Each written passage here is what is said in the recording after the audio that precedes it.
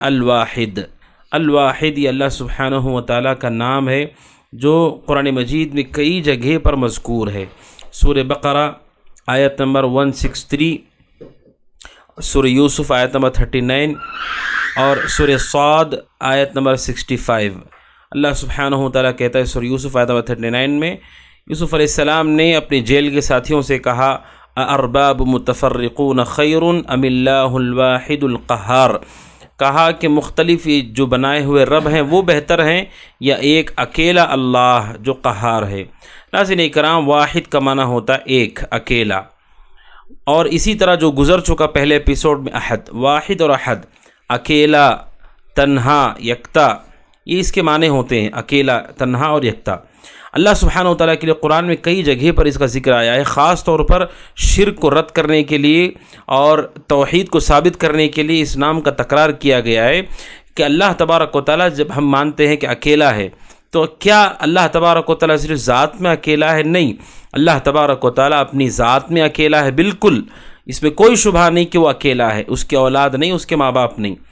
اور دوسرا، اللہ تبارک و تعالیٰ اپنی صفات میں اکیلا ہے اور تمام صفات میں وہ تنہا اور یکتا ہے، اس کی طرح کوئی نہیں ہے۔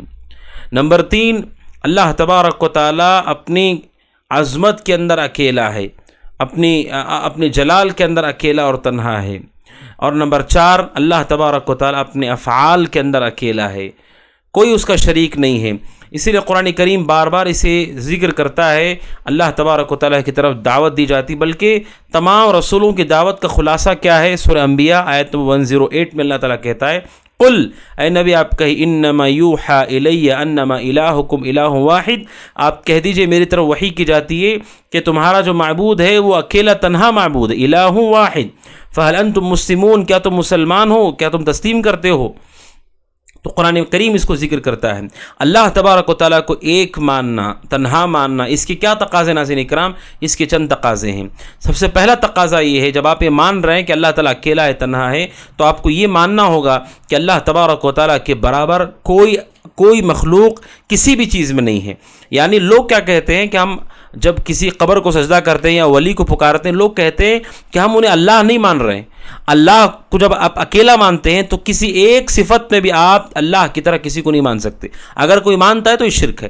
جیسے مثال کے طور پر کوئی کہ ہم ان کو اللہ تو نہیں مانتے، لیکن یہ ضرور مانتے ہیں کہ جو بھی ان کو پکارتا ہے، سب کی پکار وہ سنتے ہیں۔ سب کی پکار سننا تو یہ اللہ کا کام ہے، یہ اللہ کی صفت ہے، ہر چیز کو دیکھنا یہ اللہ کی صفت ہے، تو اس میں یہ کیسے شریک ہو گئے؟ تو پہلا تقاضا یہ ہے کہ تمام صفات میں ایک ایک صفت کے اندر اللہ تعالیٰ اکیلا اور تنہا ہے، اس کا کوئی شریک نہیں۔ کیا دلیل ہے؟ اللہ سبحانہ و تعالیٰ کے سورہ شورى آیت نمبر 11، لیس کمثلہ شیء، اس جیسی کوئی چیز نہیں ہے، کوئی چیز نہیں ہے، کوئی نہیں ہے، ایک صفت میں بھی اللہ کی طرح کوئی نہیں ہے۔ نمبر 2، اس اللہ تعالیٰ کو اکیلا ماننے کا تقاضا یہ ہے کہ اللہ تبارک و تعالیٰ کے لیے ہم کیفیت نہیں بیان کر سکتے۔ کیفیت کا معنی کیا ہے؟ کہ کوئی کہے کہ اللہ تبارک و تعالیٰ کا ہاتھ ایسے ہے، اللہ تبارک و تعالیٰ کا سننا ایسے ہے، دیکھنا ایسے ہے، اس کا قدم ایسے ہے، اس کا چہرہ ایسے ہے، اس کیفیت کو ہم نہیں بیان کر سکتے۔ کیوں؟ کیونکہ وہ تنہا ہے، اور آپ جو بیان کر رہے ہیں وہ کسی نہ کسی چیز کو دیکھ کر آپ بیان کر رہے ہیں۔ اب جو کچھ میں بول رہا ہوں وہ کوئی نہ کوئی دیکھی ہوئی، محسوس کی ہوئی چیز ہے۔